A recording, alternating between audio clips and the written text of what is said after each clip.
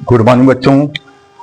आज हम science study point YouTube channel में आपका स्वागत करते हैं और हम लेकर आए हैं कोशिका के बारे में। तो सर्वप्रथम आप कोशिका को जानिए, कोशिका है क्या।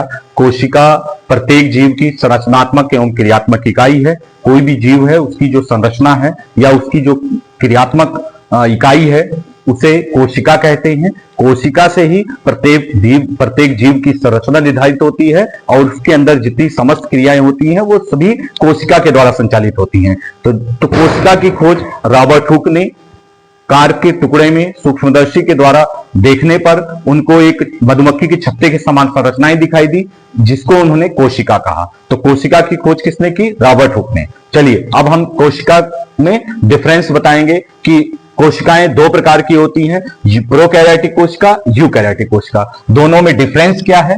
तो देखिए, प्रोकैरियोटिक कोशिका जो होती है इनमें कोशिका द्रव्य संपूर्ण कोशिका में फैला होता है।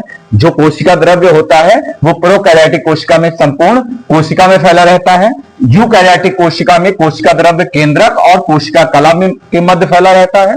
और प्रोकैरियोटिक कोशिका में अविकसित केंद्रक होता है, जिसमें केंद्रिका, केंद्रक कला, हिस्टोन प्रोटीन का अभाव होता है।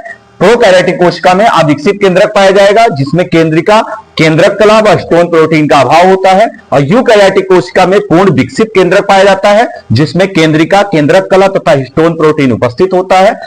प्रोकैरियोटिक कोशिका जो होती है उसमें ये विविध कोशिकांग नहीं पाए जाते, अनुपस्थित होते हैं। जैसे गोल्जी बॉडी, गोल्जी का अंतःद्रव्य जालिका, एंडोप्लाज्मिक रेटिकुलम, प्लास्टिड, लवक्स एंड माइटोकॉन्ड्रिया आदि ये सभी क्या होंगे? अनुपस्थित होंगे प्रोकैरियोटिक कोशिका में। यूकैरियोटिक कोशिका में ये सभी जो सेल ऑर्गेनेल्स हैं या कोशिकांग है सभी उपस्थित होते हैं। जहां लिखा है इनमें सभी कोशिकांग उपस्थित होंगे, ये सारे कोशिकांग उपस्थित होते हैं। प्रोकैरियोटिक कोशिका में श्वसन जीव द्रव्य कला से होता है, जो रिस्पिरेशन होता है वो जीव द्रव्य कला से होता है। और यूकैरियोटिक कोशिका में श्वसन माइटोकॉन्ड्रिया के द्वारा होता है। इसी प्रकार प्रोकैरियोटिक कोशिका में जो राइबोसोम होते हैं वो केवल 70S प्रकार के होते हैं।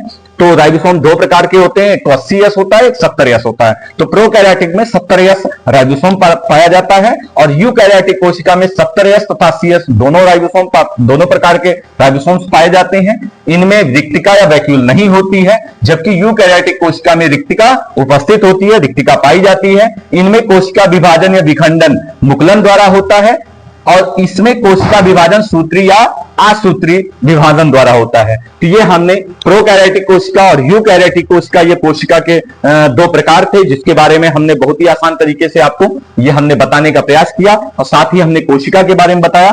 धन्यवाद।